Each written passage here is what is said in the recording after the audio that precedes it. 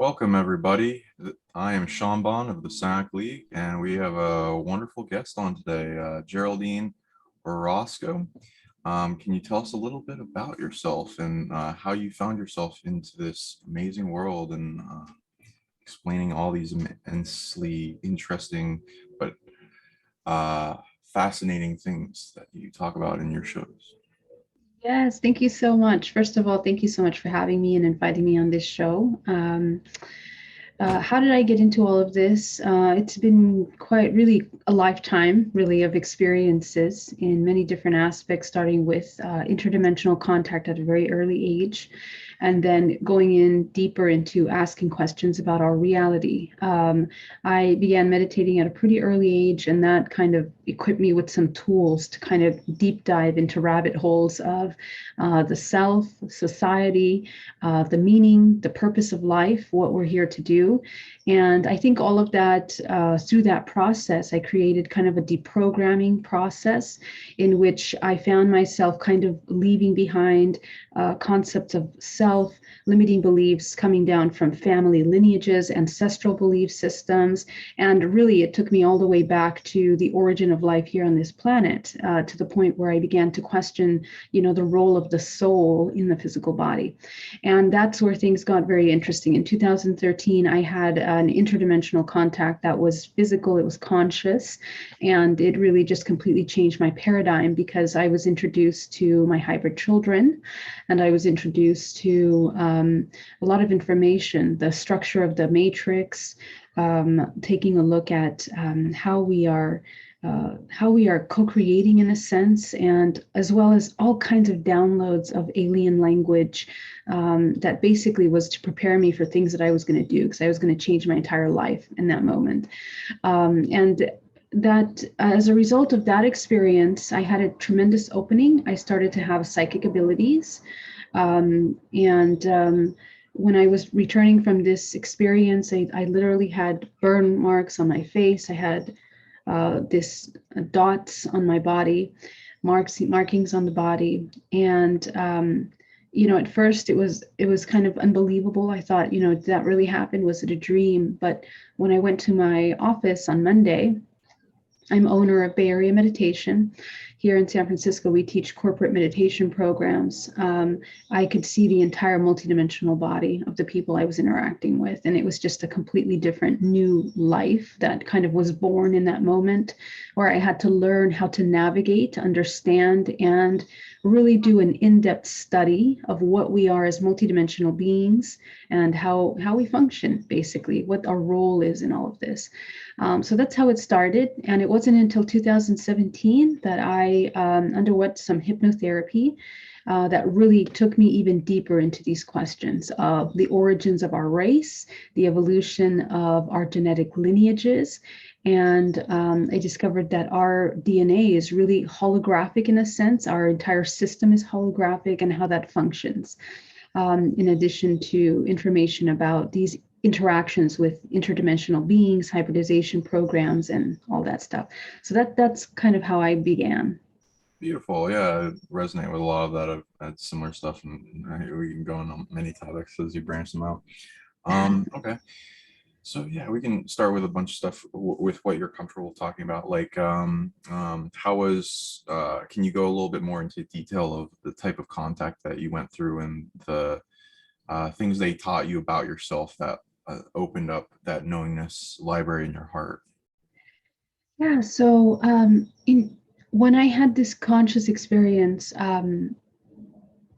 it was literally a brilliant light that comes into my room, and I get out of bed, I go to the window, and my entire body paralyzes, and then I'm brought through the wall, through the window, and in front of these 6 beings. They were tall grays, and they removed all of the emotions out of my body. They brought me on board the craft, and they use a lot of holographic technology within this craft. The craft is very alive, it's like conscious. And they brought me into a room. First of all, I want to mention that I saw my aunt on board the craft that night. She also got taken that night. And she remembers actually what occurred to her during that experience. But this plays a role in our understanding of contact, really, because it's something that happens generationally. It's something that we're experiencing in our families. And they presented to me a blue prism, this holographic prism with 8 layers of information. And the first one was this incredible alien language that they began to holographically project around the entire room. And as I started to look at the symbols, I only recognized a couple mathematical symbols, but when I relaxed my mind, the information that they were giving me is something like they communicate in infinities. And the concepts are inclusive of the self, of the society, in the universe, and then in the greater whole. This is how they communicate one concept, or many of these linked concepts. So at first that was quite shocking to experience, because as humans, we were so one track minded that we completely lose track of being able to see things as a more holistic vision. And so that was the first step into a new way of thinking. They also took me to the Pleiades. We went to the Pleiades. We went to the planet Maya in the constellation of the Pleiades, which is known as the Seven Sisters. And in this constellation and in this planet Maya, they brought me down to take a look at a fragment of myself, in other words, myself, in a group, in a kind of council of these beings that were kind of carrying out. They were teaching, they were learning, they were sharing, they were assisting with evolutionary process of their collective race. And I saw myself as this being, tall white being with long hair, long beard, just very strange, illuminated beings. And the Pleiades has a very specific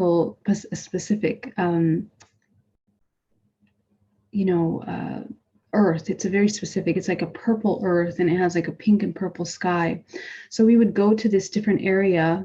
They would take me to, I guess, another timeline in that experience, in which I was sitting in front of crowds of thousands and thousands of these beings, and I was explaining something about the multidimensional body, but on this dimensional plane, which would be completely different. So at that time when this happened, I had an event planning company, a high-end event planning company for many years, and I also had Bay Area meditation. So my life was in between meditation, teaching meditation, and designing these really fancy events. So at that point, I didn't make the connection, the link between what was being shown to me. They also showed me how the matrix functions. They showed me the hybrid children. They showed me how the matrix functions. And as a result of this impactful experience, I had so many questions about the hybrid children. I had many memories come to me of previous experiences that I had with these children, the moment that I saw them. And that's when I started to deep dive into these memories. Through meditation, I began to kind of remote view myself in these timelines and these experiences. And I began to gather information about how my participation would take place, over the years. And I began to remember at a very early age having this contact, the age of 5, the age of 8, playing in my room and seeing a really bright light. And these memories, we call them marker memories. And these marker memories, they help us open up into these experiences. And you begin to realize that you actually have a lifelong experience of contact. So obviously, through meditation, through deprogramming, I activated a part of me that was another aspect of myself that was meant to experience all these things until this point in my life, in which my life completely changed. And at that point, I sold the business and I completely dedicated myself to this work. I became a hypnotherapist to study, what's happening to us in these other dimensional states and how we experience what we're experiencing. So they were essentially showing me what I was going to be doing, in these coming years, which is what I do now. Cool. Okay, yeah, going into that. So you do hypnotherapy, counseling, helping people. What other like skill sets or jobs would you present for people Yes. that wanting to reach you? Yeah, so I do something called DNA reprogramming, and essentially this is something that I discovered through my early work through deprogramming myself, which means that going deep into these limiting belief systems and unpacking them, and we are actually storing all of our life experiences in our multidimensional body, and so they become reference points that when something happens and triggers an experience, we immediately go to that point and we play out the scenario, all the tools that we receive from that experience. So when you deprogram these experiences, you broaden your perspective, and there's an alchemical change that occurs in the body, and also your neural pathways are rewritten with this new understanding, and your entire genetic structure is changing as well. You're rewriting your body, in a sense, your multidimensionality. And when you continue to do this over a long period of time, you go through your entire life, you're then going to tune into your past lives, and you're going to have access to reintegrating fragments from your past lives. And then you're going to go into your interdimensional aspects of yourself, which I believe is what happened to me in that experience in 2013. So we began to reintegrate fragments of our interdimensional contact. And so this is something called DNA reprogramming. And essentially, we're reading your holographic DNA and rewriting whatever needs to occur in order for the body and the soul to expand itself, its vision of itself, the experience.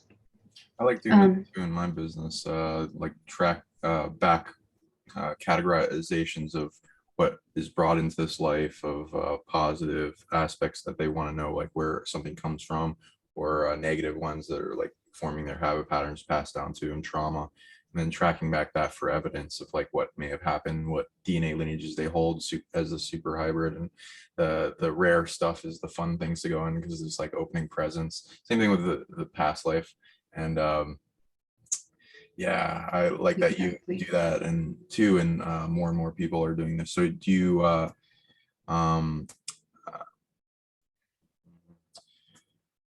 what would somebody that would get a session from you like expect, like going through when you're doing your version of DNA reprogramming? Yes. Well, it's a session that it can be it's a pretty powerful session. So if you're coming to the session, usually I have you prepare by taking a look at the patterns and the things that are blocking your ability to come into your highest expression. And by the time they come sit in front of me, the higher self already knows what they need to deal with. I mean, it's in your space, and really, even just an emotion that you're feeling throughout your week is a key, and it's a vortex into these layers of information that you can unpack. So we go very deep, very quickly, and we reach the root of these emotional programs. And when we reach the root of it, we begin to look at how much of a pattern it's created in your life. So you basically look at your entire life, and we work with every single one of those fragments that were created, because every time we experience trauma, I define trauma as any moment that you feel helpless in any situation, or you don't know how to respond. In that moment, we literally have a fragmentation process, and that fragmentation is like a suspended timeline that becomes these reference points, and it's charged with data, this holographic data, which is emotional, and it's stored in the nervous system, in the muscle system. So by identifying the emotion, you go to the body, you identify where in the body you're storing that information, and that's where you can unpack it, and it opens up all kinds of memories. And so when we get to those fragments, we heal them essentially. What does it mean to heal? It means become whole. So we broaden the perspective of this fragment that is looking at something from one perspective. You look at all of the holistic possibilities in that experience. And this is how you can reintegrate from that experience. We also go into the people that are playing a role in that experience, we are corded to them. We have, because of the charge of emotion in these experiences, we create cords to the people that play a role and participate in those experiences. So we begin to follow those, and these cords will take you all the way back to the root on the next level of your multidimensional body, which is basically the DNA, the ancestral aspect of it. So we go back to the root of the ancestral program that basically resulted in this experience in your life. And they can take us back to, centuries, lifetimes of these experiences, but also interdimensional aspects of yourself. Because this information, in a sense, it's organized within archetypes. And when every life that we choose, we're kind of experiencing one of these archetypes. These archetypes design the kind of lessons and experiences that we're going to be learning and feeling. And we come into families by resonance. So essentially, we are equipped with all the tools to heal not just ourselves, but our entire ancestral lineage. And we can end these patterns, with awareness. Once we're aware of them, we completely create a change, chemical, energetic in the body. And now it doesn't become something that we have to continue playing on. This is really important for people that are planning to have children or that are bringing children into the world, because we end up just repeating and inheriting, these programs, these limiting belief systems over. And it's what our society is made up of. So once these cords are reintegrated, literally they are rooted within the grid system of the earth. And so when you release these grid systems, these points of reference in the grid system of the earth, this is the part where you begin to heal the collective. And it's a very powerful process, because you understand just through that one emotion, you were able to unlock all of these histories within that are recorded in your holographic DNA. And the integration process of that is very healing. And the person really learns, is teaching themselves how to come from separation into unity, how to choose from fear to love, because that's essentially all that we're really choosing from. These two core emotions, these beliefs of being separate or united as a part of this source. Many of us, we have never felt love. We have never felt connection, nurturing in our lives. And so we have to teach ourselves. We are training the nervous system. We are teaching ourselves how to acknowledge and feel that in the body.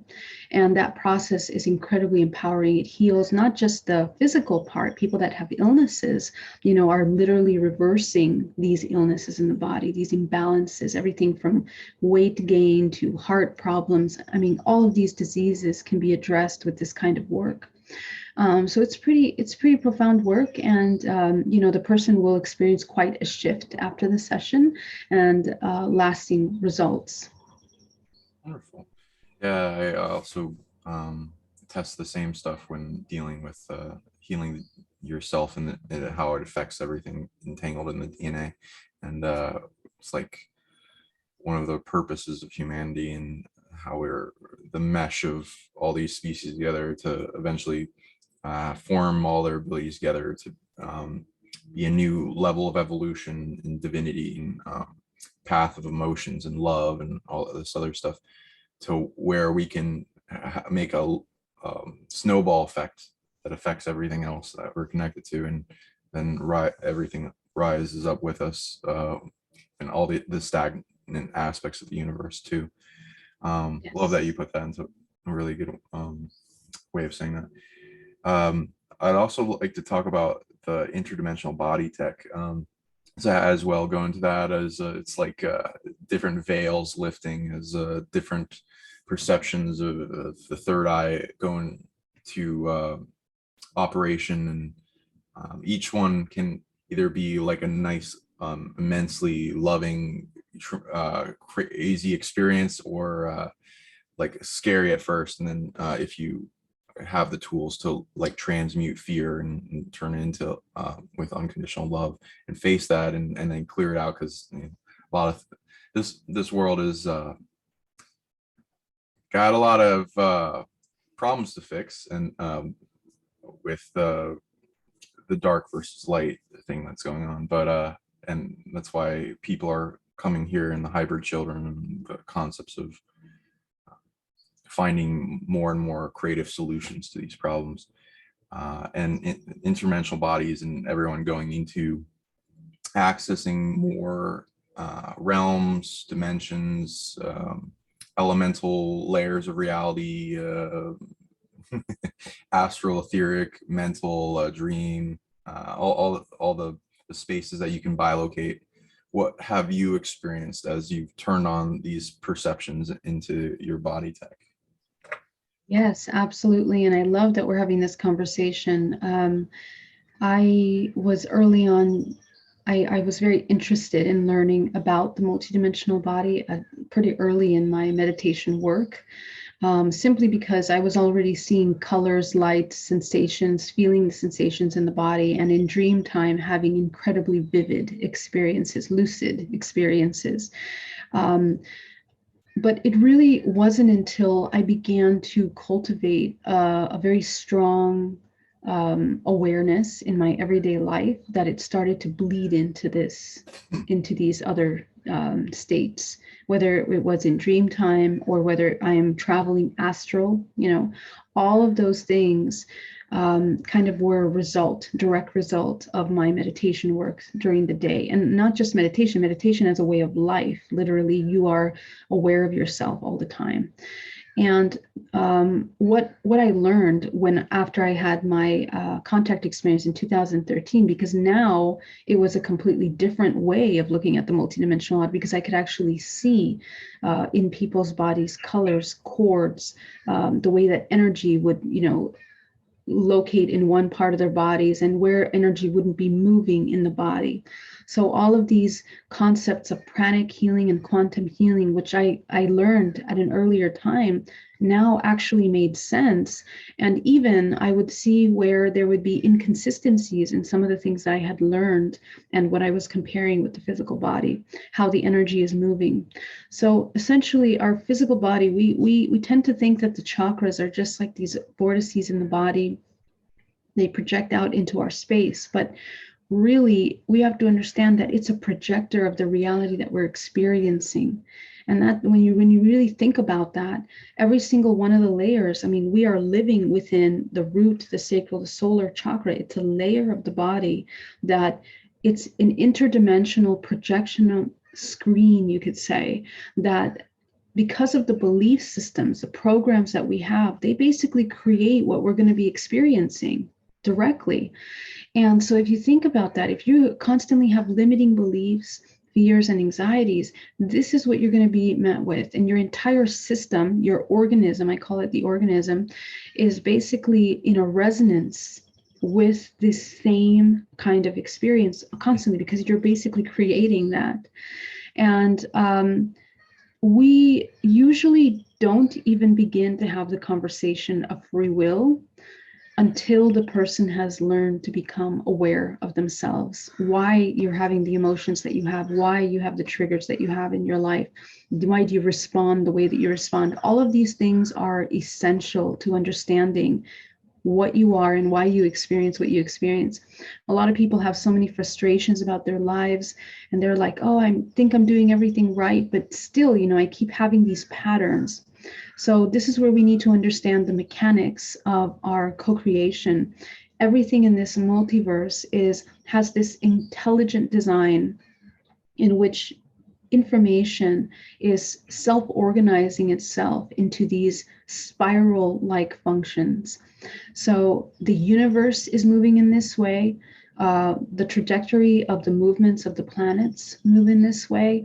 DNA is written. The protein is literally written in this way. Our entire organism is made up of these spiral-like shapes, and this is the golden ratio, the Fibonacci sequence that we find in all things, down to the cellular molecular level of our body, out into nature and all the structures of patterns of nature and humans as well.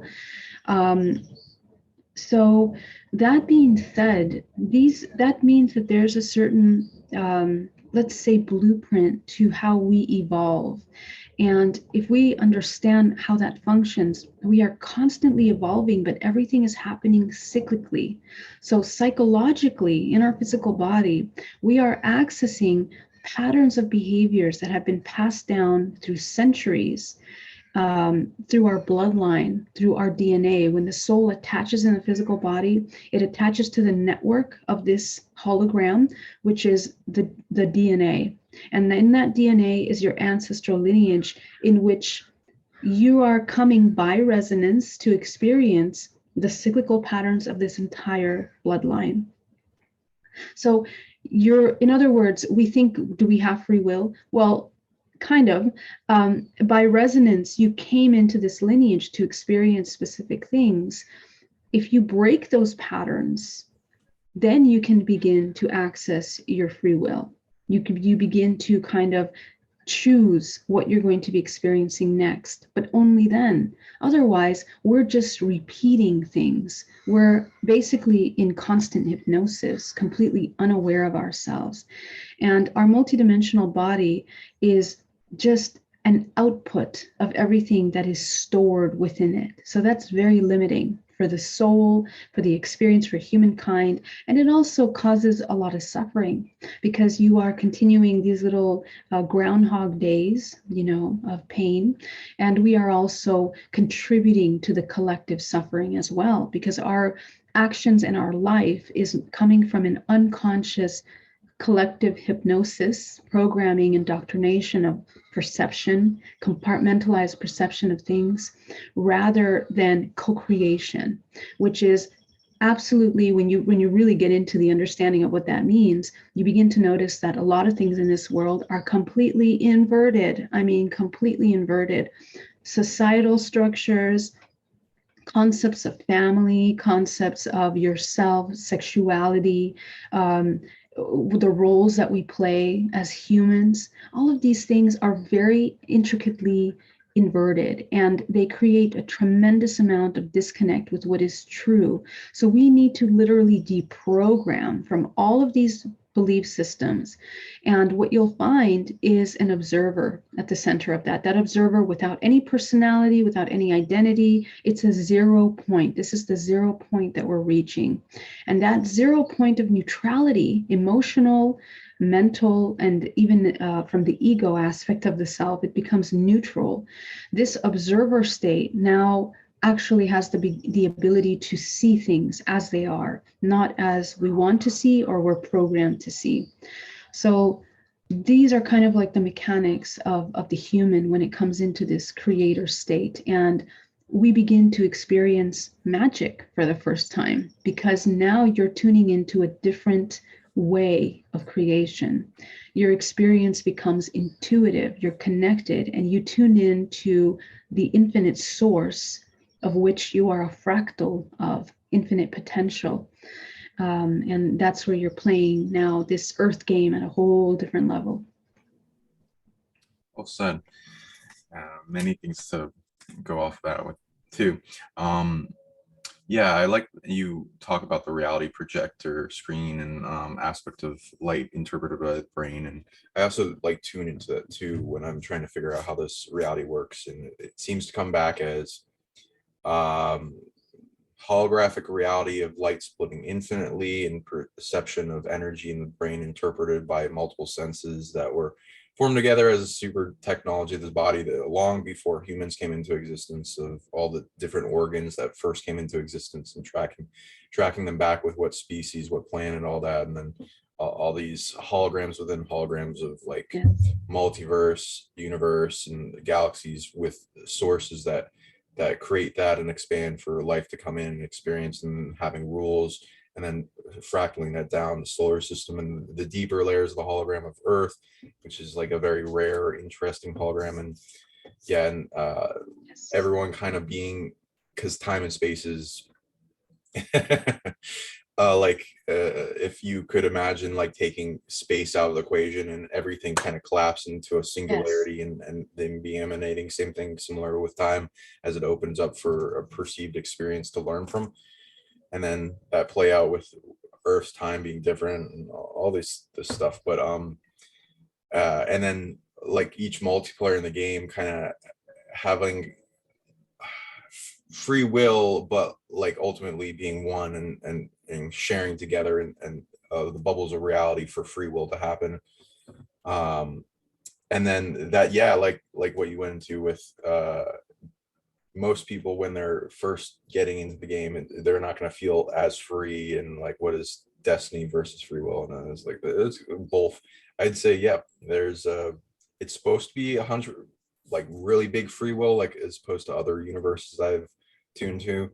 This is supposed to be very high free will, but of course letting that happen, then the evil gets in and it tries to like take free will from others, saying that its expression of freedom is well, in the debate with that, like, oh, are you really free if you're harming your someone that's ultimately yourself and causing them enslavement? Exactly. Yeah, taking back our sovereignty to get that free will is like a big part of the journey. I'd agree with.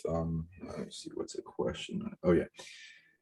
And you brought up a lot of information on emotions, which I agree with, and it's such an important thing, and what the mind can do when it understands energy and motion, and all the expressions of translating it as it comes, and how important being able to redirect it or change the flow or implosive, explosive, the different programs in it, the trauma, because it kind of has like a consciousness to it at a smaller level, because we're kind of build up of emotions, and what it takes to bring that orchestra to balance, and how that affects the rest of the universe. What has you, like, I can't keep going with emotion, but like emotional transmutation is so important in changing everything that comes to us that like we would originally perceive as negative,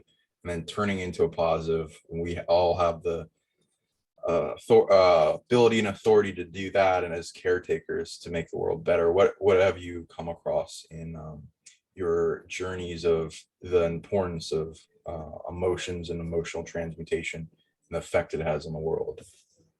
Gosh, yeah, I really love that topic. It's super, super important because, again, we are projecting our reality. And so how do we project?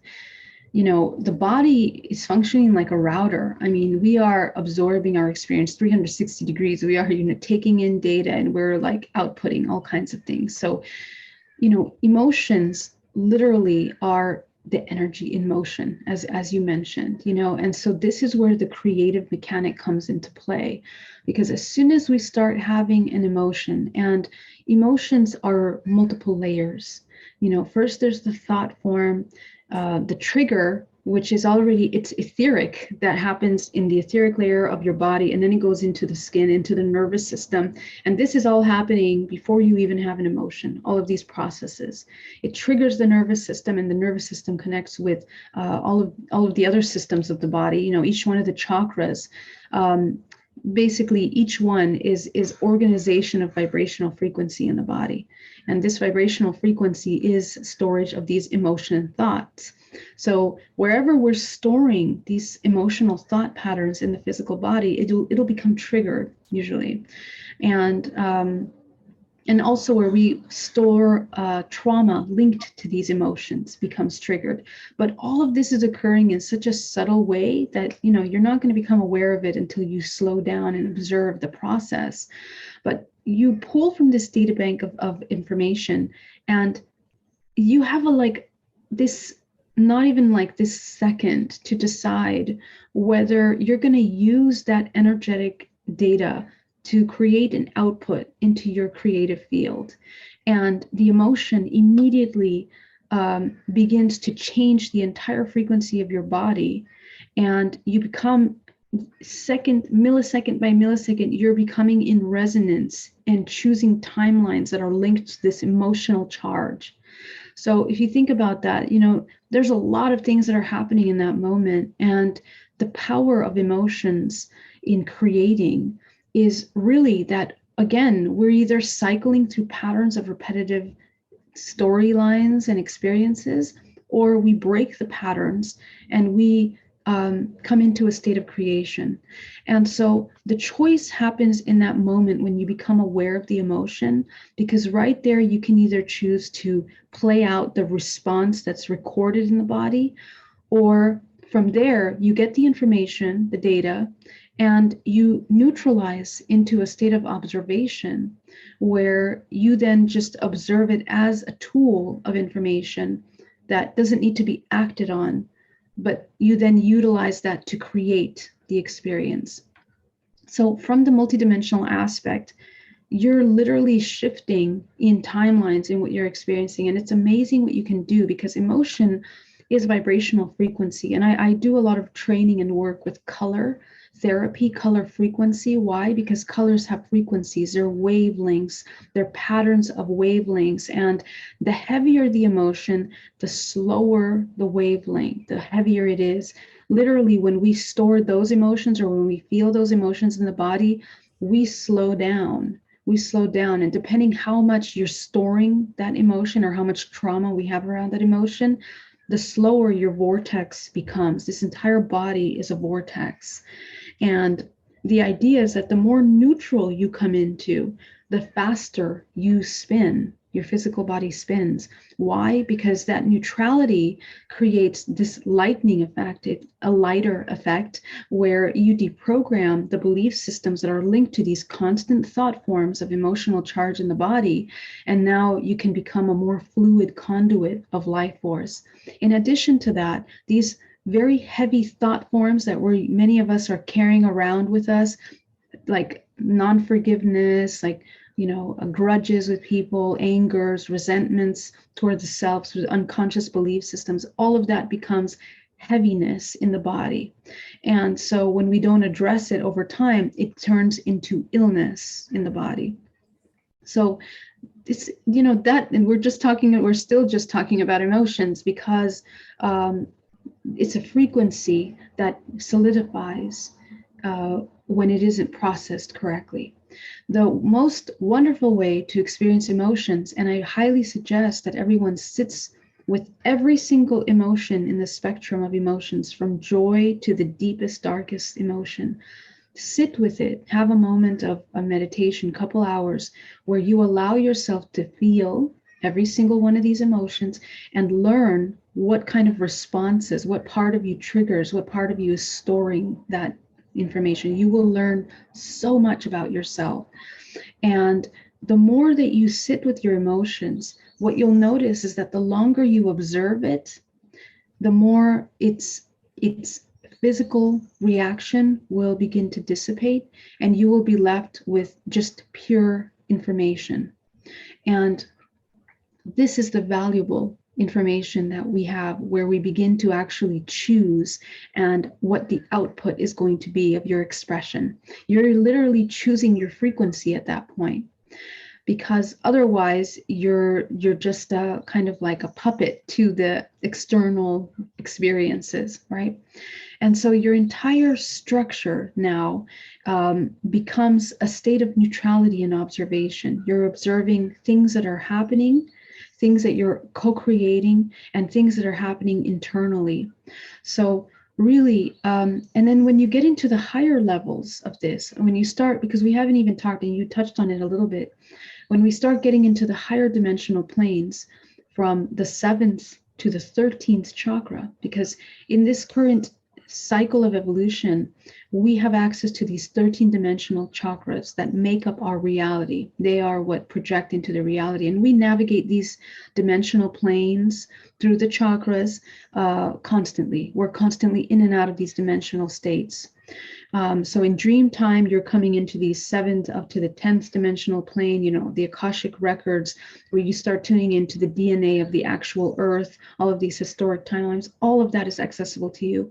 And then ET contact, interdimensional contact, is usually between the 10th and the 13th dimensional plane. And some people can even go beyond that, When you begin to deprogram past lives experiences, you can go into these higher dimensional aspects of yourself. And all of these, the language of the experiences is vibrational frequency, which is translated through the body as an emotion, as a feeling, as a sensation. So what we realize very quickly is that we're just cycling through same patterns. If you revisit your past lives, you're going to see same kind of experiences in these other lifetimes that you've had, very similar to the ones that you're going through right now. So yeah, I'll end right there. Wonderful.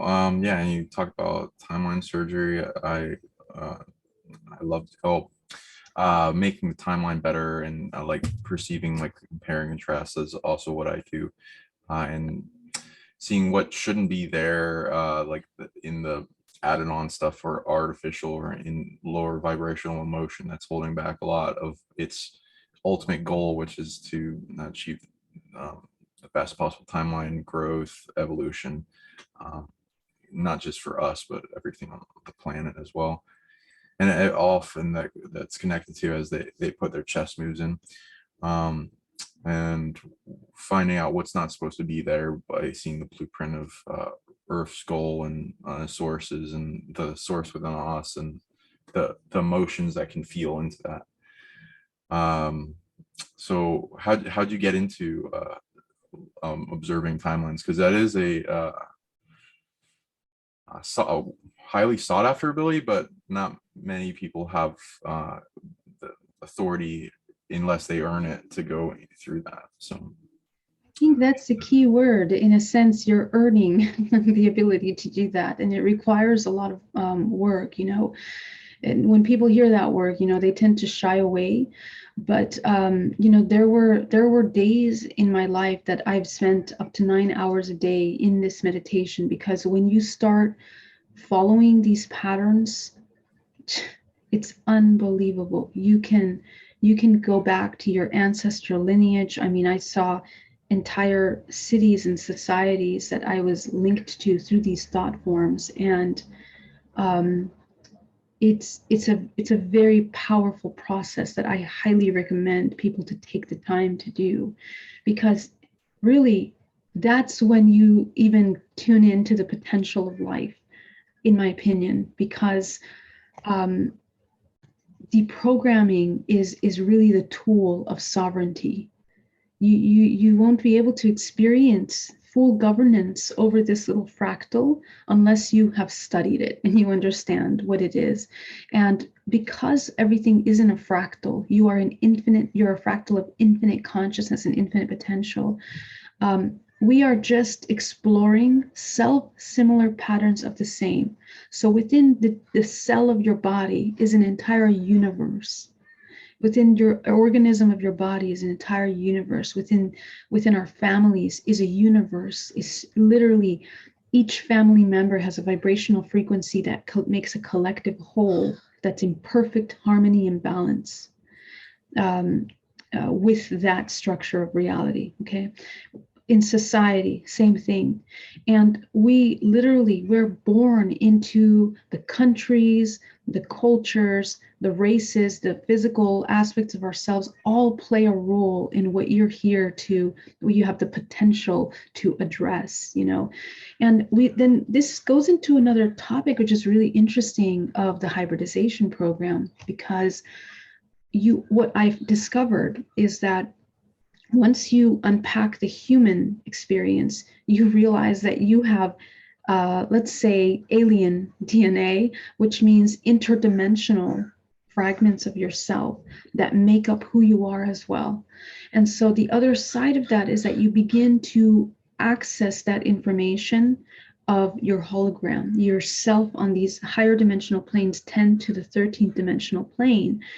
And that's a whole nother way of experiencing these fragments. And we are a cocktail of all of these dimensional planes, which means cocktail of DNA, because DNA, it's like a vortex into these planes through our genetic construct. And children that are being born today, for example, they are way more opened, right? They have these incredible psychic abilities. They're very in tune. They're very aware. They even remember their past lives. And this is through looking at the waves of children that we've looked at over the past 10 years. It's a beautiful expression of the evolutionary process that we're experiencing collectively. Now we're coming to a heightened point in this evolutionary state where this concept of the veil is thinning, means that we are interacting more in our interdimensionality. But at the same time, what that means is that we need to come closer to nature, to what's true, to these natural cyclical patterns of data that are encoded within us, and not get distracted with many distractions that are occurring in the world around us. But the end goal of the dualistic expression of this consciousness is to create artificial mimicking what is natural. And so we want to try to come into what is most natural as opposed to what's artificial, because there are overlays in our reality that are functioning off unconsciousness in order to create artificial realities. Everything from, you name it. We can go into the topic of clones to, these military aspects that are quite interested in this core data bank that is our holographic DNA, that is basically, you are a vortex to information that is very unique. And through history, these bloodlines with this data bank have been cultivated to produce mankind, which is what we are. We are an expression, we are the descendants of all of these kinds of groupings of consciousness that have come together to create what we experience now. So I think it's so beautiful, and if you look at it from this perspective, hopefully you can have a more joyful, positive, and loving, unconditionally loving way of interacting in your everyday life, because it's through that unconditional love of seeing yourself and others as a whole, as a part of you, that you can actually begin to play the game in a more fluid, compassionate, and really creative way, I would say. I agree with that. And it's like the key with unconditional love, and like showing that yourself and cultivating. Not enough people do that, and they don't understand the value of it and how it like leads to this opening and awakening and expansion and psychic abilities. And like for instance, you talked about the heaviness on the heart, and that like is a good representation of like what everyone is dealing with everywhere in some form or fashion. There's like something limiting the expansion of their heart, or is the next thing in the leveling system of the expansion of the heart to take in the weight of training their love resilience. And everyone that doesn't have abilities or have had them at some point and then had them shut down will know that heart wall, heaviness on the heart, will be many meanings of things that are asking for attention. And embracing yourself and showing yourself unconditional love, as well as tuning into with all the senses, like pinpoint focused on that heart wall, giving it what it needs, as that emotion will have a certain data and description that the person can kind of go into, as well as not need to know everything about it, but they could. And then it has a lot of interesting stories to what's showing up, like is it some attachment or wound or trauma or past life thing, or is it like, oh, this ET race got your DNA, and then they're trying to make a bunch of clones of you, and then you're intuitively feeling that whole future as it affects you, because it's like we're just born into this, and because it's like it's a big weight, and it's very overwhelming for most other species to come here and just interact with us. Some of them can't really interact directly and without like being very resilient, or taking a vacation afterwards, and since like we're, but and we're just born into it, like, oh yeah, we're just holding up all this weight like nothing. It's like a higher amount of gravity is kind of like the concept, and we're just born into it, and our body adjusts to it as nothing. But if we're able to strengthen ourselves past that in love and open up and expand that heart, then intuition, in translating all the energy in the the data and the visions of like multidimensional aspects of ourselves, and things that need our attention. As we start resolving the problem, the weight comes off, everything gets easier, knowingness starts flowing. Yeah, like I wanted to ask you, how was your journey into opening up your psychic abilities, and like the moments like before you got mystical to like that line of like we're kind of always born a little bit into this, but the muggle world kind of like imprints onto us and holds us back to like going through school and stuff. So the moments that it started opening up for me, it was like empathic opening to an extreme, and then that making me go through the gauntlet of training through that. So how was it for you? Oh, yes. Well, I was always incredibly empathic as a child, just really, really feeling it. And but during the early ages, there wasn't really the language or the understanding of what was why I was experiencing that kind of sensitivity, and sometimes like drawing back, like very shy, very quiet. Um, but yeah, it was like sensory overload as a child. And later on in the teen years, I feel that there was a moment of wanting to numb that kind of sensitivity. And, just always seeking for this like love, this feeling of love that I knew existed.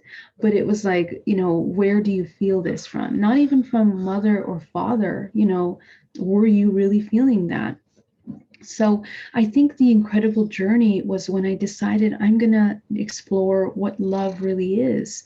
And that is what really changed my abilities for me. It was when I did myself, the work that I was just sharing with you earlier about feeling every single one of the emotion, that I began to understand that some emotions I wasn't even familiar with. Like, for example, compassion towards myself. Like I hadn't felt that emotion in my entire life. And it began to kind of link new ways of seeing myself and the world around me. And that's when my psychic abilities started to develop even more, which is interesting because we numb out because traumas, pains, all these things, these very, very important sensitivities that are required for our intuition. Intuition is the divine feminine. It is a surrender, and we won't feel safe surrendering into the feeling body until we address some of the trauma. That's a lot of people have a hard time sometimes being intuitive, seeing things, feeling things. So is we have to like retrain ourselves to use this instrument. And we are an instrument of translation of vibrational frequency, And so the amazing thing was that once I began to do that, my meditations became really, really deep, in that I began to really channel information in the meditations. I began to see things very visually. I would travel in dream time. I would be traveling to past lives. And then later on, when I had my ET contact, that's when, oh my gosh, everything just ripped wide open, and I understand at a very profound level then a little more about, this intuitive exchange that we have with our environment. And that's when I began to navigate the molecular level of the body. I began to sit with myself and the same thing, see the emotions, but now I was looking at the mechanics of that, like literally what happens, everything from how the hormones are triggered from emotions to how the physical body adjusts, how the meridians of the body are running, these runways of life force through the body. All of that started to make sense, and it created this very complex structure of this information. And this is what I'm writing in my book now. We're doing a very in-depth study of the multidimensional body and how we are systems of projection. And on the higher level, it opened up the next level of our interdimensionality. So that's where this contact started to really come into play. And you literally become like this giant force, life force.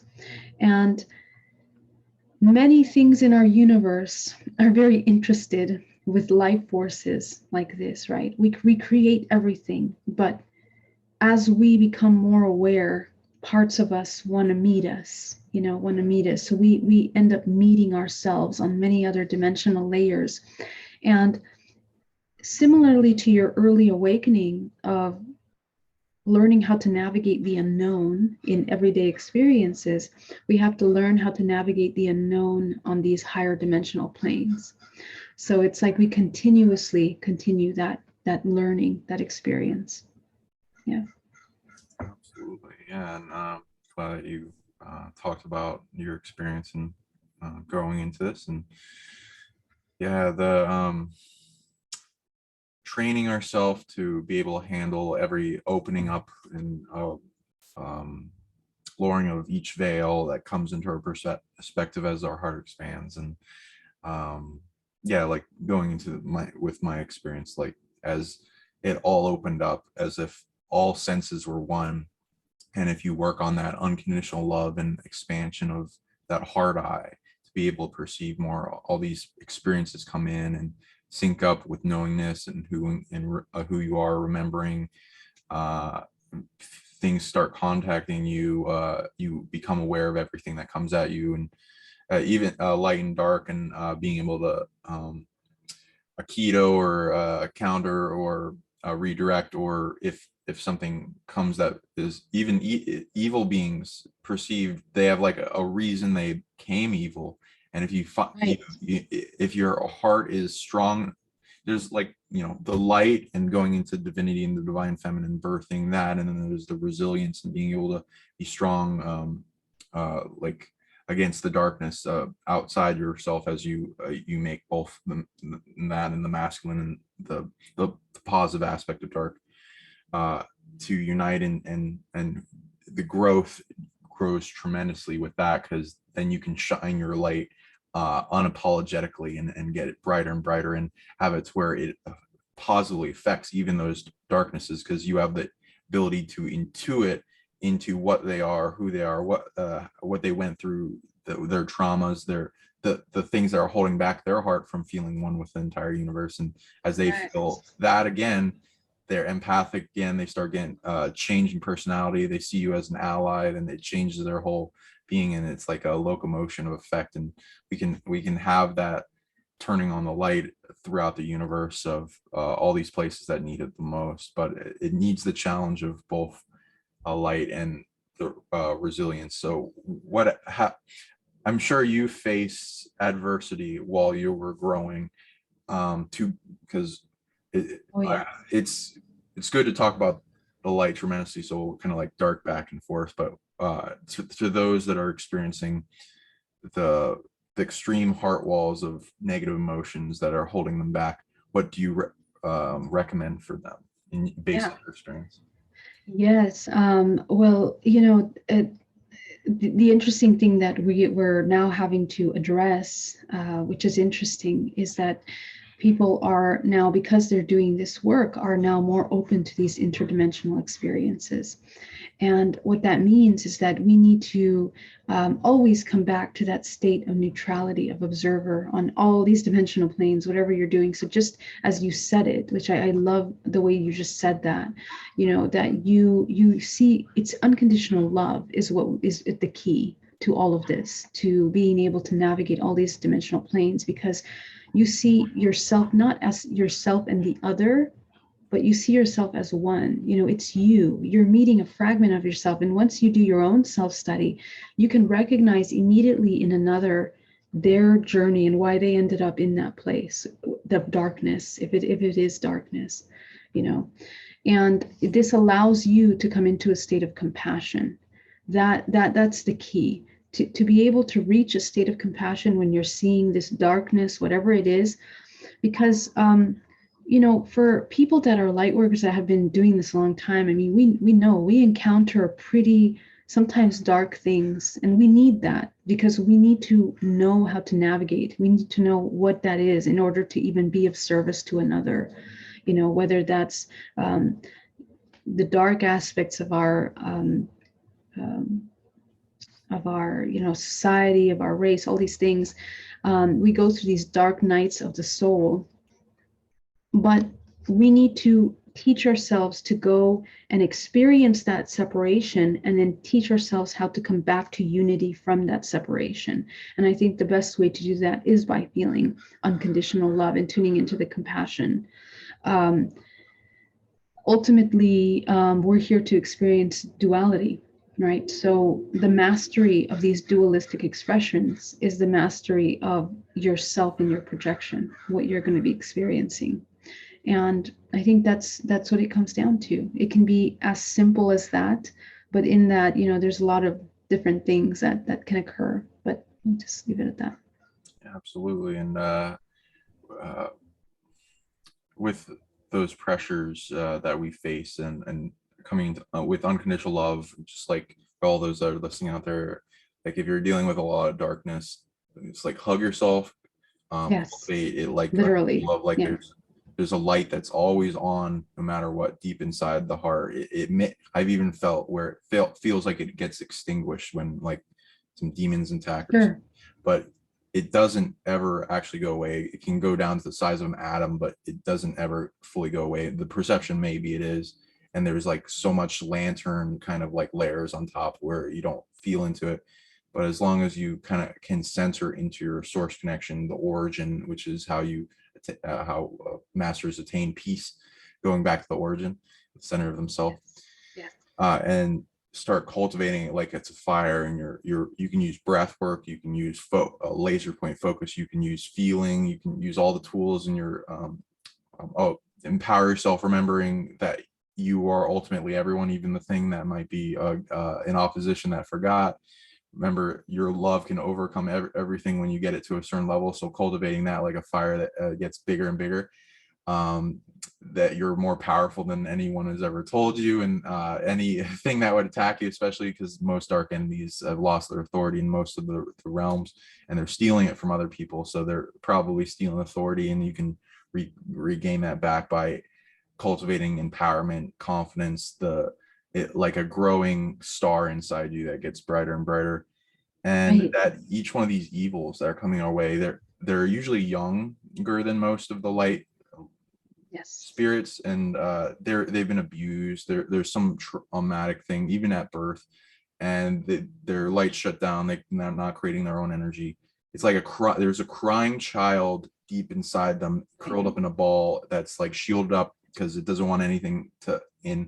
So you got to like accept it for who it is in a big bubble of healing opening space, so it opens up like a flower and is accepting like the healing programs of. And while it's entangling with you and you're going for a healing, it's then agreeing to to bring into healing as you open up towards releasing all the negative emotions that you're feeling into and seeing coming at it, coming from it.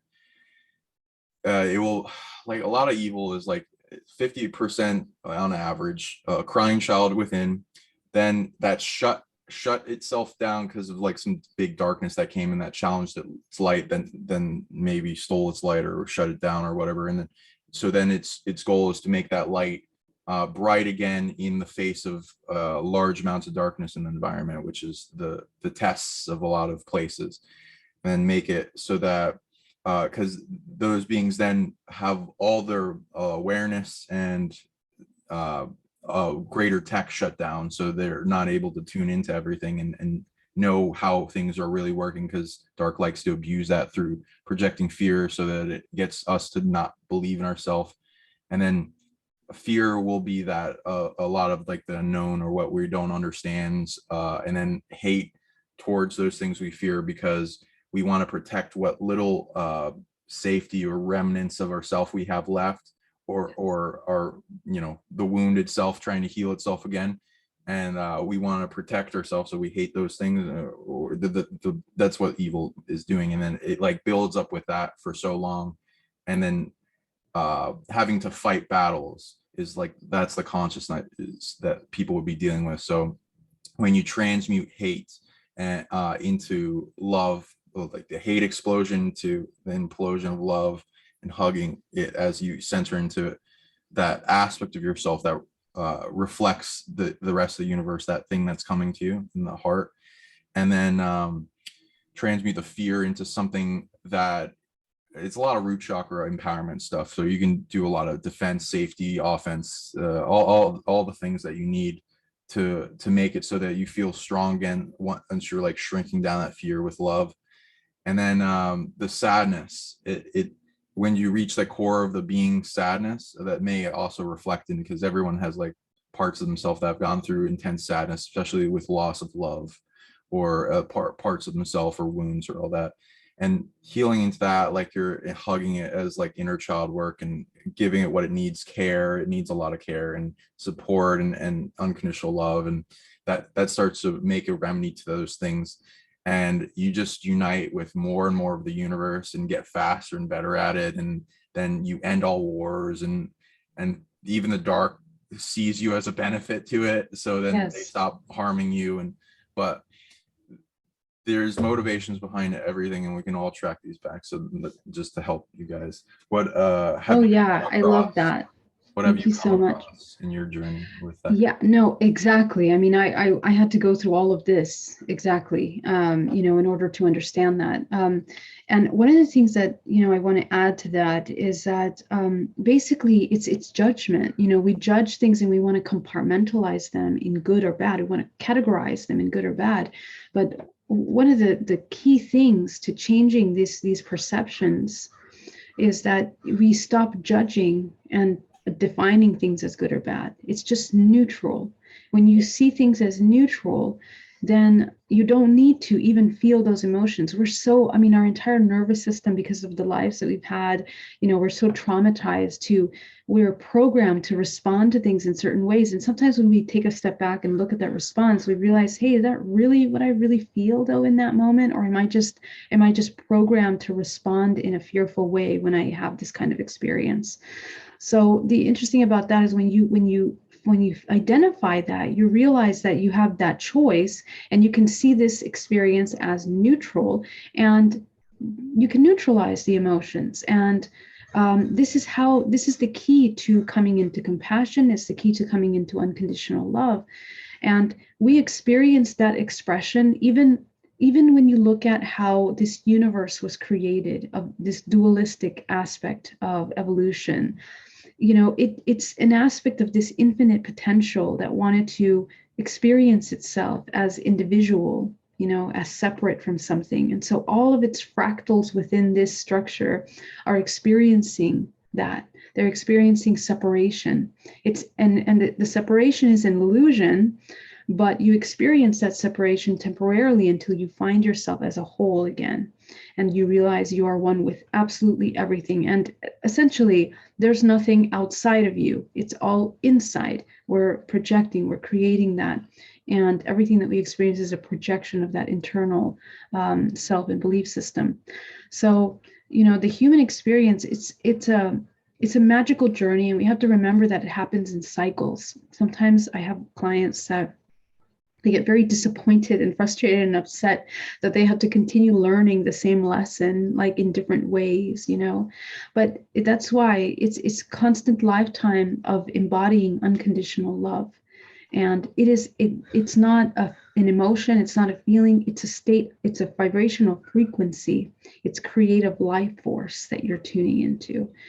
And literally the vortex begins to move faster. This vortex moves faster, and it can resonate with higher dimensional planes and move through all of these heavy experiences that you're having on other dimensional planes, like parasitic consciousness. When we reject ourselves, we essentially become parasitic, because we need to feed from something outside of us to complete us. We don't feel that we have anything whole here. So that's essentially what evil or darkness, that's what it is. It's become parasitic because it's forgotten what it is. It hasn't found that source within it. And so when we see that in ourselves, we see that in others, you can very quickly come into that neutrality and kind of shift what you're choosing. I really like what you said with that. And like all the dynamics of what a conscious goes to end up like that, and whether they've been born. A lot of the times they're born with it themselves, or they were created into that by something that targeted into doing that and wanted to steal its stuff. Yeah, it's unfortunate that it happens, but that's the hard difficulty of this game and being here, and all An experience. Yeah. the powerful people that ended up here to make a big difference in the universe is what we're going to become as a species. What do you think our role is here, and what aspects of the human experiment that you've come across, as well as how Earth is to you? Wow. Such a big question. You don't have to answer every aspect, but like your flavor of it. Yeah, okay. So what is our purpose here? I've studied through my experiences many potential responses for what our purpose is here. And every time that I go through these deep dives, so I'll just backtrack. I mean, as a spiritual being, first when I discovered what love was, it was, how do you embody love? That was the purpose of that. Then when you experience these interdimensionalities, you begin to experience there's more than just a human experience. We're interdimensional. So does love play the same role in the interdimensional field? So things begin to change. You now go to a quantum level of understanding reality as more of a frequency. So we become energy. We're actually just energy, exchanging things with one another, experiencing things through this exchange. And in the physical form, we're just experiencing these sensations until we tune into the higher senses, which are the intuition, telepathic abilities, healing abilities. You begin to affect matter, essentially, when you begin to master your physical vessel. So when you get to the even higher level, that I've had the opportunity of traveling into these structures of our universe and seeing beyond what is beyond this matrix, you begin to realize that we are living spheres within spheres within spheres of one another. And each one of these spheres has a design, has a blueprint to the experiences of all the organisms that are within these spheres. Right now, we are in the planet Earth, which makes up a certain vibrational frequency, a certain experience, but we're playing a role in our collective experience in galaxies, and that has its own experience. Then in the multiverse, we play a role in this multiverse, and everything is so beautifully designed to create balance, a balance that is a part of this dualistic expression. But beyond that, there's even more levels where, and I talk about this actually in a presentation I did this last weekend, about how each dimensional plane is an expression and an architectural structure of certain platonic solids that create these geometric shapes of how light is bent on these dimensional planes. And so what that means is that the blueprint of all the organisms in these different dimensional planes are experiencing different things. Even the physics are different. The laws of creation are different in ways that we even can't conceptualize yet, because we haven't experienced that yet. But when you look at these layers, it's infinite creation potential. So my conclusion from all of this is that through every single one of the organisms that participate in this collective creation, we are simply experiencing infinite potential. And that's what it is. Every life that is born on this earth is feeding into the collective information of this perspective that has the choice to either expand its perspective, move its energy. Energy doesn't disappear, it just reallocates, right? It reallocates. And by resonance, we are moving from one point of energy to another point of energy, experiencing this whole organism. And that's what we're here to do. We are here to see ourselves as one through our infinite fractals, infinite fragments of ourselves within this matrix multiverse, in order to evolve, the organism, the greater organism is also evolving, just like we're evolving. And evolution is not something that we're working towards. It's the natural design of how we are moving. We are always evolving. So how do you move in that evolutionary cycle? Essentially, that's where your choice lies. You know, do you stay stuck in repetitive patterns? Which you can. There's nothing wrong with that. Like, it's totally up to you. You can have an entire life of suffering, and that's fine. That's what you're going to experience until you decide that you're ready to experience something different, maybe more compassionate, more loving. And we learn like this because we're one. So this is my take, what I've seen so far, in my opinion. Yeah, I'd agree with that. And yeah, there's a lot of layers to it, because Yeah. Earth is kind of like a melting pot of pretty much everywhere and everyone, the all, for a remedy for the all, in a big chess move that has been in the works for a long time. And how do we resolve all these things that have accumulated and nothing else solves them? Oh, let's make this with this solar system, and all the species coming together with amnesia, and then ending all wars and all that. So melting pot of all purposes, in my opinion, from everywhere. But like, I also rank those in like the top things that a lot of them share together, and are like some of the most important ones. Like, one of the most important, like with our topic of love, humans in this realm, as opposed to other realms of Earth, and as well as anywhere else, appear to have one of the greatest, pretty much at current level. I mean, it might change later, but currently, greatest level of love capacity and emotional body capacity anywhere, of anyone, species, and in this realm, can be achieved. So that's one of the biggest purposes that I see for myself, or most people, as they are aware of it. And then, for the purpose of Earth, imagine a whole planet of people that are trained to be super good at this, and then they have like this big, expanded higher self macro version of themselves that's like a loving aspects that expand, can, because we have no, I mean, there's limitations as we're growing, but potentially we have no limitation on distance and range psionically. So then, going out and hugging and giving love and care to the entireness of everywhere else, and even other universes, and solving their problems with like a hug and what they need, and it bringing love to everywhere, essentially. And when I compare that to other planets, they do not have everything they need to achieve that, and this place does.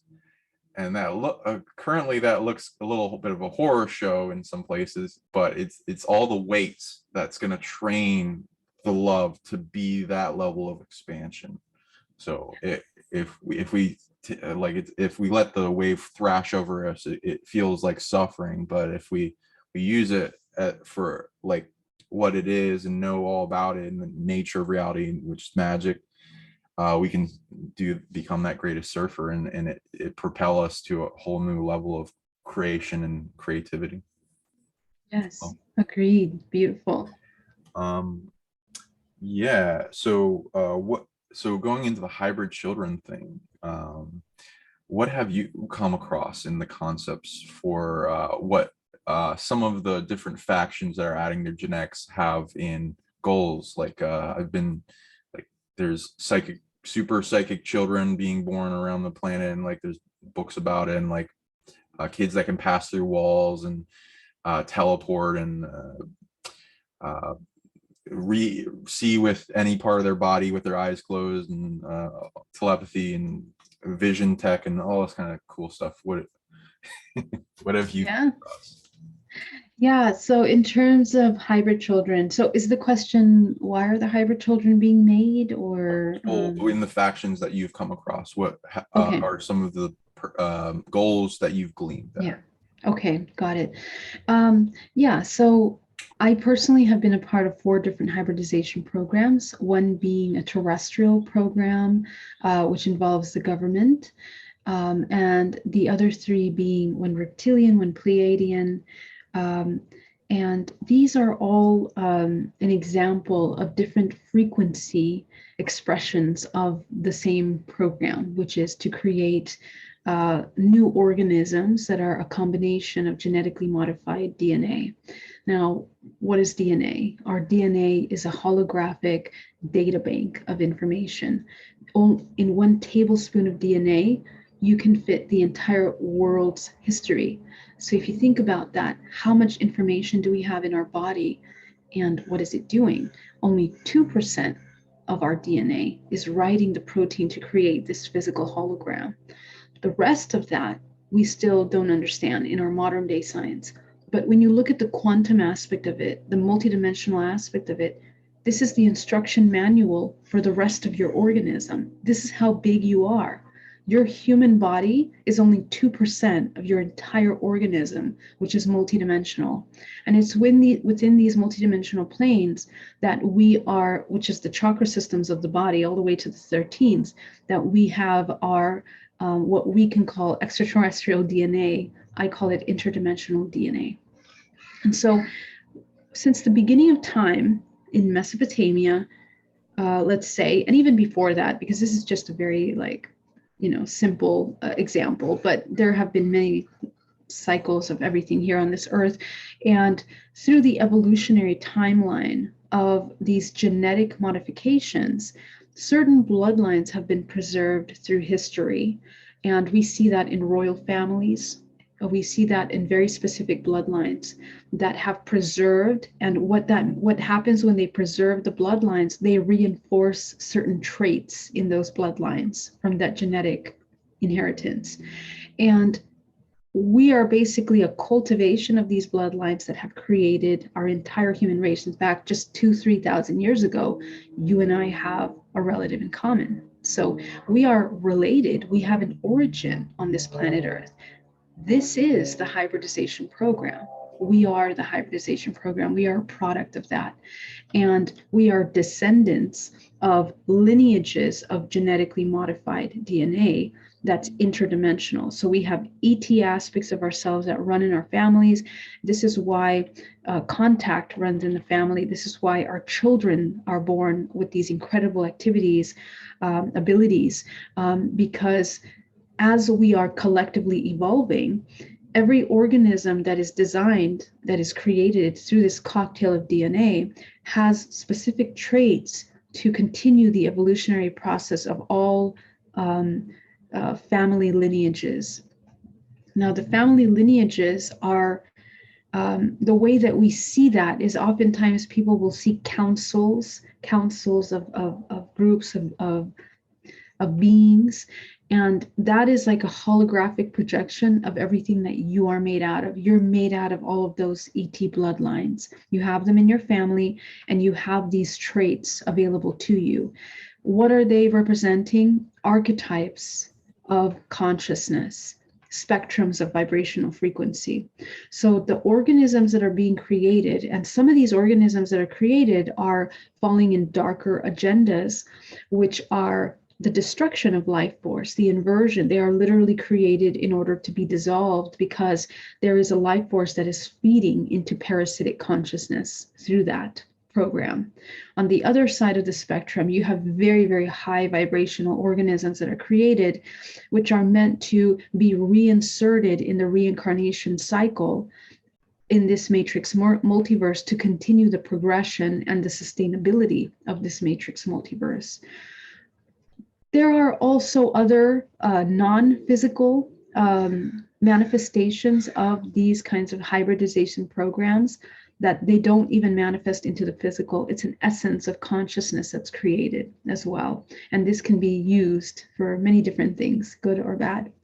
Now, on the other side of that, in the terrestrial plane, there is also cloning programs in which they continue to store, they create a data bank of this genetic information in order to populate other worlds, and that there are every single world in this multiverse has a consciousness of its own. In fact, it is an organism. It is like a living being. And every earth, every world has its own cells that are its living organisms that are participating, just like we are the cells of this planet Earth. So the hybridization program is about that. It's this cultivation of information. It is because every single human is like a vortex, and in that vortex they have access to these kinds of lineages of information, and these informations are frequencies that contribute to the evolution of these other consciousness beings, which are planets. So it's a very interesting program. In my opinion, it's the sustainability of this matrix multiverse that sometimes is more parasitic in a sense, because oftentimes the exchange isn't always as balanced. And that's something that we have to become aware of, because of my past lives, many times I understand you can break this cyclical pattern. And in this lifetime, the more you come into neutrality, you spin faster, you become resonance to higher dimensional planes in which it's not as physical as this terrestrial plane. And so you can transcend this matrix multiverse that we're a part of, which is simply to experience duality. You can, there's nothing wrong with it. You can just experience something beyond that. So that's what I see about these hybrid programs. And I'm sure there's more, but I'll stop there. Wonderful. Yeah, I see similar in every species that has a high sentience seems to have a chess move in the game and a purpose for what they're doing, whether it be like for their own species and evolution. And it's like it's going to be a big, well, multiple big explosions of evolution, and that affects everything on the planet. And so everything connected to their DNA and then rapidly evolves other places in that locomotion force of snowball effect. Resolving all their issues, problems, and so there's a bunch of selfish stuff, but then there's like what they're wanting to create and form with what is here. It's like a treasure trove and of things to discover, like that is here. And most of the species don't have the whole picture of what is Earth and is here. So when we all meet together and form councils, then it gains greater perspective. So yeah, I had a question on, I have a few more. Okay. What do you think, yeah, I'll ask a different, I'll bring that up later. In like us being here and taught all these things in the lesson of Earth, that this school is gearing us up towards, and like some people say, to be an advanced creator in the universe, or a creator with great authority. And what does that look like to you in your description? Yeah, so that's an interesting question. I really tend to look at our experience here on Earth as a natural expression of this organism, a very complex, interconnected organism that we're participating in the health and well-being of. And just the way we heal, we feel like we have to heal, which means become whole. I feel like we're doing that infinitely in a fractal form in this multi-organism. I think that our galaxy is quote unquote healing, the multiverse quote unquote healing, because evolution is such a architectural inherent design to how everything is moving. I think there is no going back. It doesn't really even matter. Like, you can continue to have parasitic experiences. You're just going to continue dissolving and going back into the cycles of re-expressing in another way. And I think this is where we kind of tune into the higher laws of free will, where basically, what do you want to experience next? What do you want to experience? Do you want to experience lower expressions or higher expressions. And I think that's really what it comes out to be, because the design is so beautifully, just like our human bodies, everything in the body works like an incredibly exact orchestra, and there's nothing that exists inside the physical body that doesn't need to exist. I think that we participate in an organism that's just as perfectly designed. And we're basically just moving, let's say you're a cell in the head, one day you end that life cycle because of your choices, so you end up being a cell in the leg, for example, and you experience that. And just as long as you're aware of that design, I think that it's a perfect balance. That's really what I think. And I think it's a healthy way to look at it sometimes, because sometimes we get lost in the distractions of the dualistic expression. And we want to get identified with suffering. We get identified with war ideas or ideas of this, these limited concepts.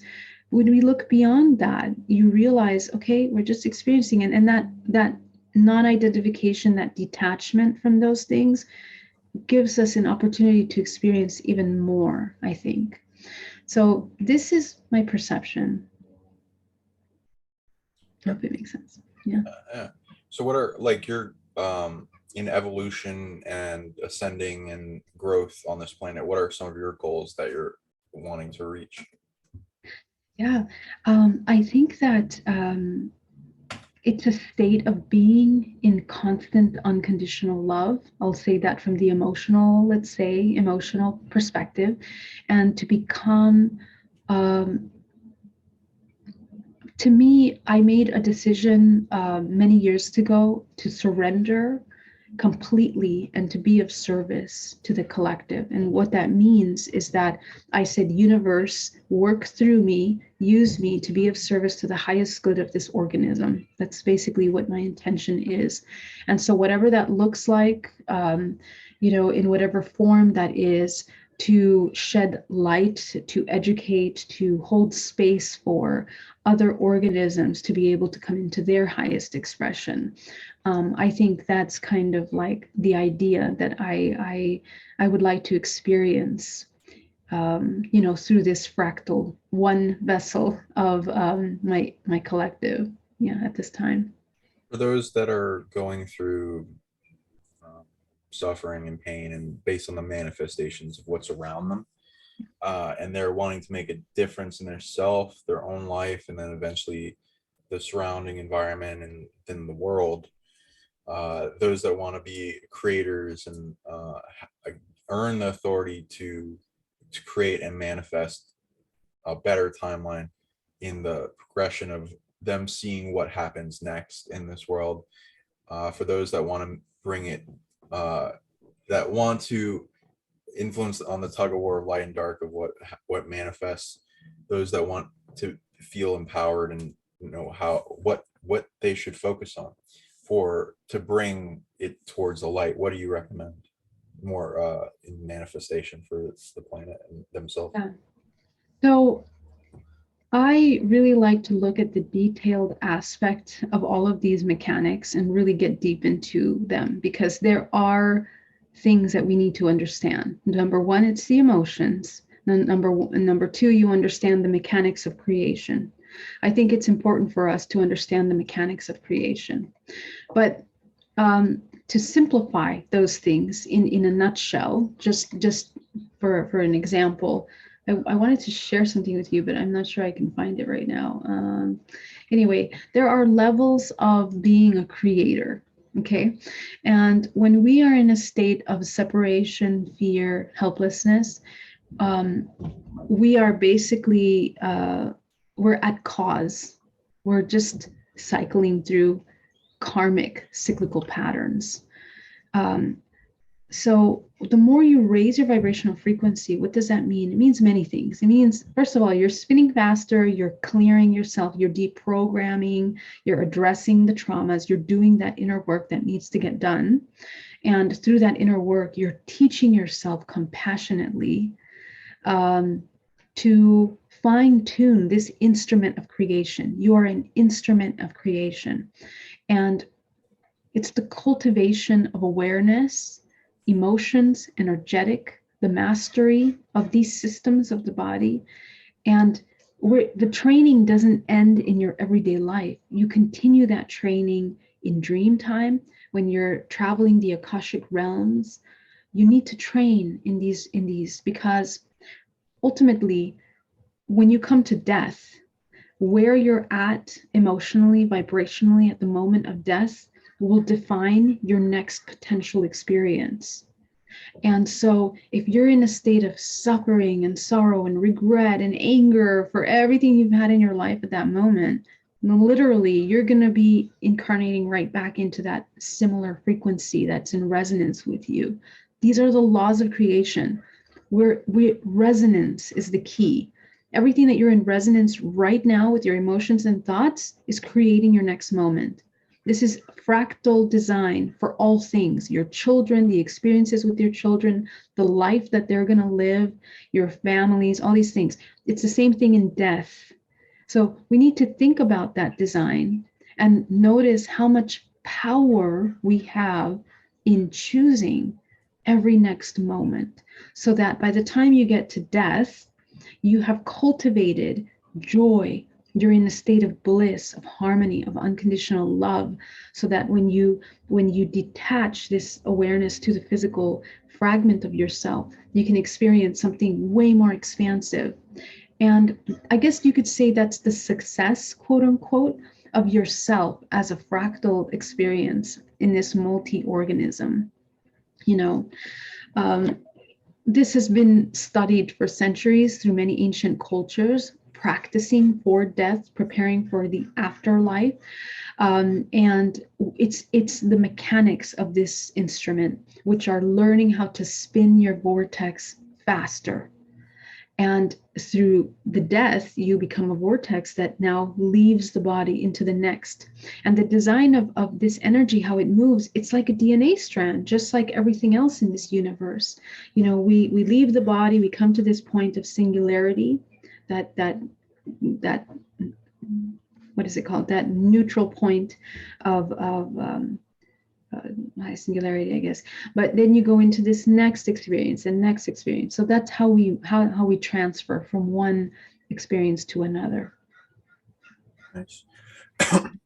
Okay.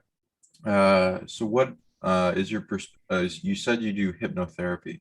So what are some that you don't mind sharing some interesting things that you've come across in concepts that or out of the norm of regular hypnotherapy and in regression and gaining back memories. Like when I do it, I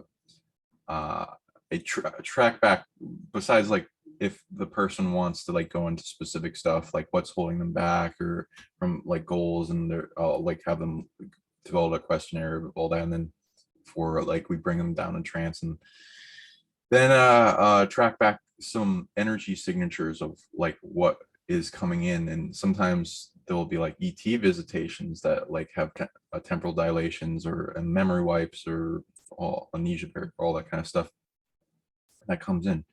What kind of stuff have you come across?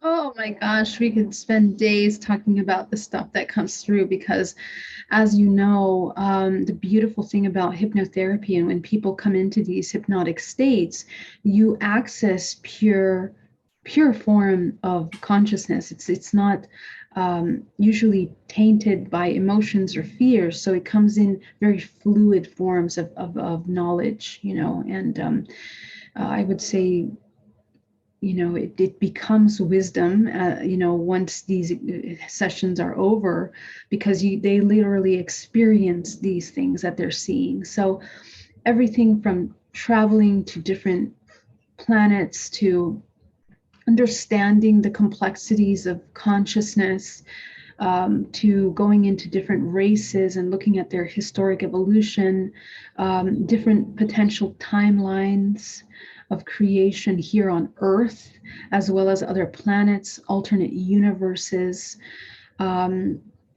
really the sky is the limit with this kind of thing. I mean, not even a limit. There is no limit. It's infinite.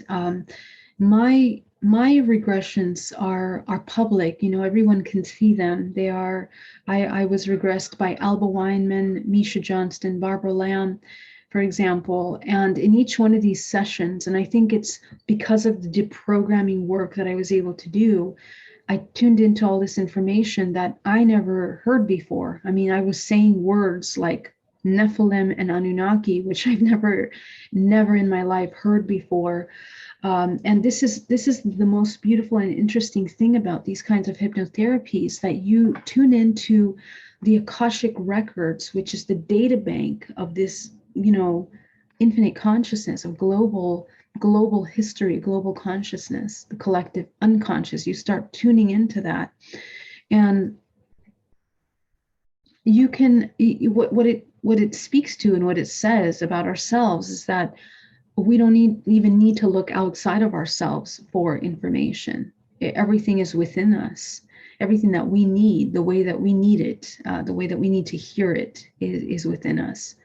So, I mean, we can go into so many things. I mean, a lot of the channelings over the past couple of years have been a lot about the genetic modifications here on Earth. They have been a lot about bloodlines and how our food affects us, how vibrational frequency affects us, how things are orchestrated to distract us from things that we're supposed to be doing here on Earth. And it's just like wake up call upon wake up call about many different structures of our reality that we need to have. And I think we learn from these sessions in such a powerful way, because I think where our focus has to kind of redirect a little bit towards is children and learning how to parent children. I think that's really, really important, because the children are the next generation. And even though they're already quite equipped in ways that we perhaps we're not as equipped to move forward, we need to learn how to hold space so that we don't inherit the indoctrination that we have had to deprogram from ourselves, through our lives.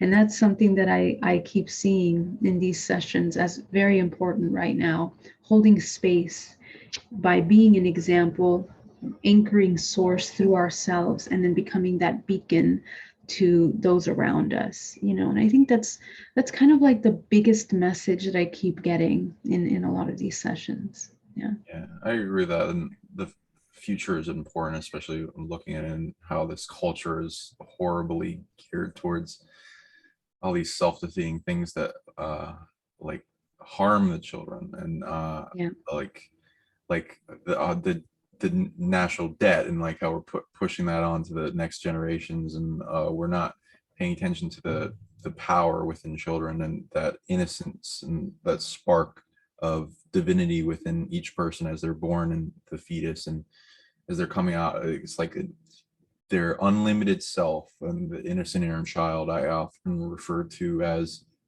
the main point of power for miracle creation. And when that shines brightly and it's allowed to survive into the future, then it becomes very strong and can affect this world greatly. And this world beats it up pretty awfully. And there's so many negative programs that go towards limiting that spark of infinite from thriving and surviving, and the memory, and remembering who you were, and being able to manifest unlimitedly. Yeah, and all the new aspects of our culture that want to take away the innocence, and it's yes, yeah, we have a lot to absolutely do. right. I know. But thanks to you for having a platform like this where we can have these conversations, and the work that you do in the world is incredible. So thank you so much for holding space. It's such an honor to like connect with you, and it's amazing. Thank you. Same. And yeah, before we wrap it up, just like one or two more questions, and then Yeah. have you plug your stuff. What so I have a list of things that I think it will take. So I'd like to hear, before I go into mine, of what it would take to awaken the people of humanity on the planet. What do you perceive it would take? What would it take? I think that, let's see, God, there's so many ways that you can go about this, but I think education is very important. We need to kind of re-educate ourselves, but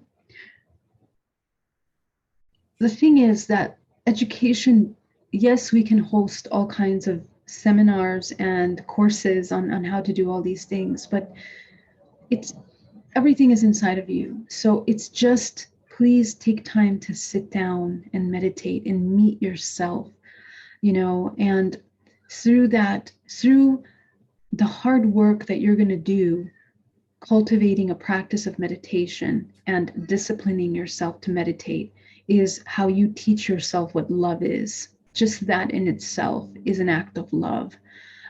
It's an act of compassion. It's an act of empowerment, sovereignty, all of those things. You become that when you sit down and you meditate. And in that silence, you can just begin with Vipassana meditation, which is just observing yourself in stillness, is where you're going to start to have lots of things coming up. And this is the invitation for powerful transformation. And I think everything starts there. We're often bombarded with information. This is the information age. And so, we just keep thinking that in order to become enlightened, we have to keep learning and listening things outside. It's actually the opposite. We have to clear the mind and train ourselves to come into a state of neutrality, into a state of observation.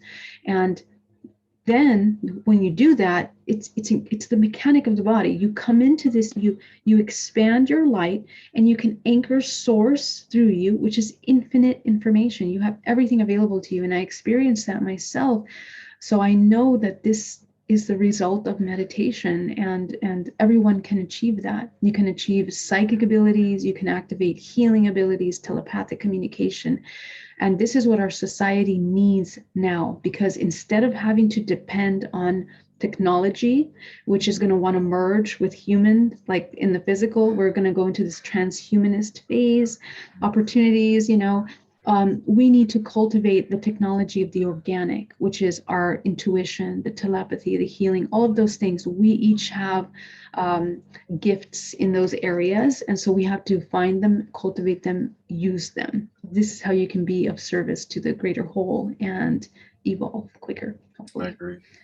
Yeah, and in the same topic, and to add on to that, because the transhuman things will be that interesting manifestation of the people out Yes. themselves through the technology versus spirit, like Atlantis did. Yeah.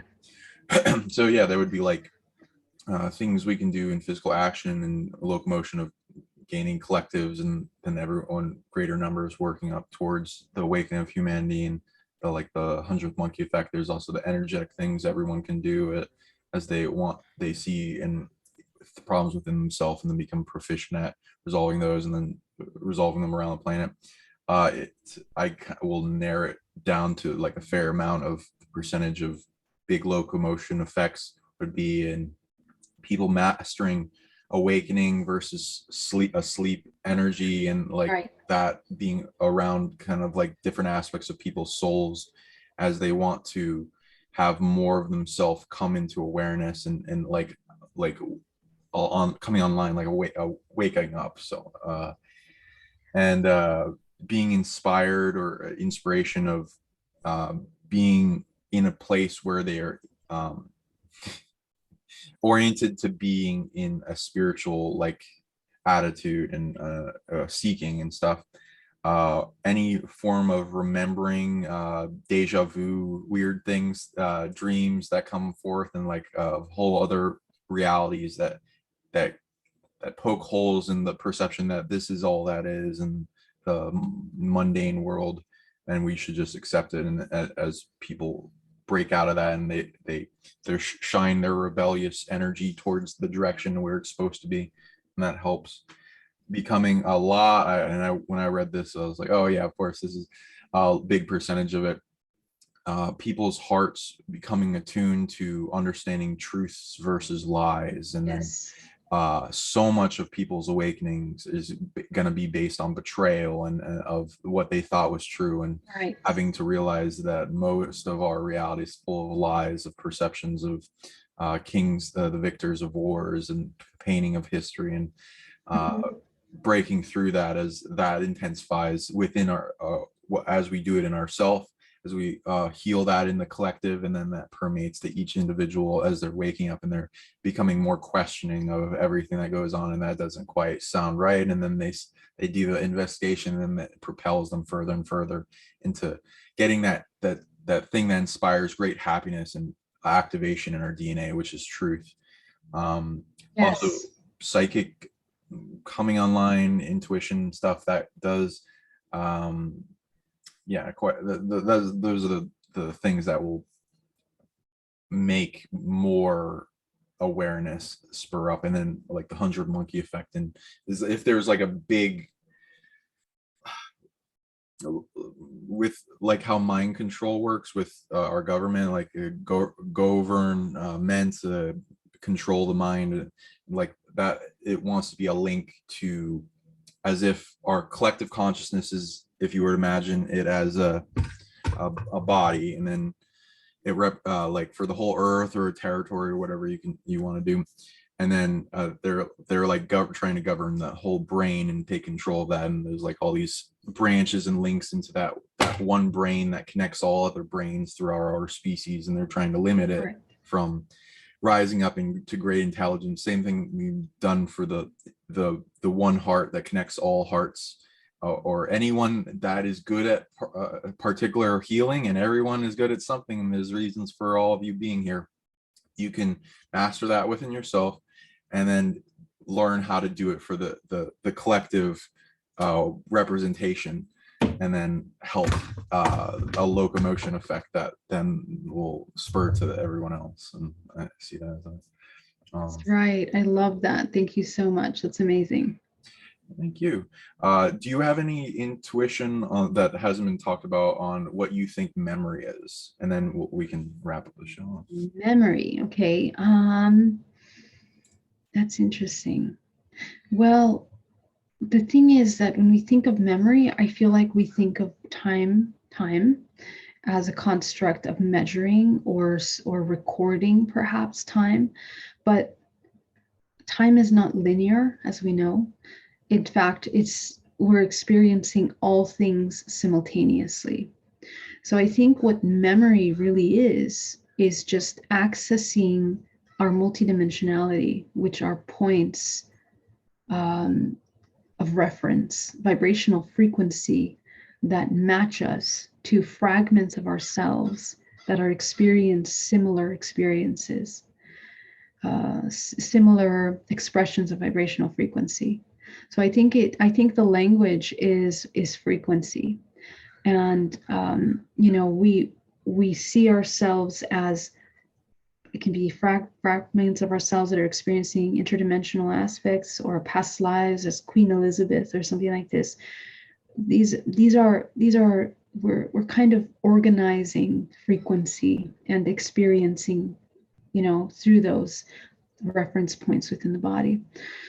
So I think that it's all simultaneous. We're not really, there's no localized place that memory is stored.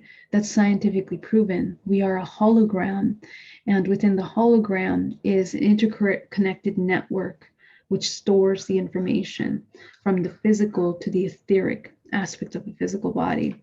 So I think memory is more like the process of our, you could say, our very complex system, the brain and all of the other systems that make up the physical body are just like a computing system of vibrational frequency. It just tunes into that, brings it into play, gives you all the potential timelines that are linked, matching that frequency. And then depending on where you're at vibrationally, you can access more or less of that information. So it can be like something you did yesterday, or it can be something that happened to you as a child. All of that is recorded in the muscle memory of the body, energetic, nervous system, the organs of the body, the meridian lines of the body that run the energy of information through or don't run through those areas. All of those are interconnected systems that are processing this information around us. That's how I see it. Well said. I think that'll open a lot of doors for people in discovering thoughts. So thank you so much for coming on. Yeah. How can people reach you? Yeah. If you want to get a hypnotherapy or DNA reprogramming with me, you can visit me at GeraldineOrozco.com. And if you are an experiencer and you'd like to share your experience and learn more about contact, you can join my support group at hybridmother.com, where I also offer hypnotherapy and also workshops on different topics and different months. So please do join us, and also my YouTube channel, Geraldine Orozco, that you can check out. Thank you so much for having me. It was such an honor. Wonderful. And I'm Sean Bono, PsionicLeague, PsionicLeague.com. I'm also on Facebook, PsionicLeague YouTube. Feel free to contact me for sessions, and let me know in the comments if you want to see Geraldine on again, and we'll fight her on as well. Thank you so much. Thank you all for being with us, and please share this out if you want to see more of it, and bring it out to the help of humanity and all the suffering in the world, and we'll be here to help you. Thank you. Let's see.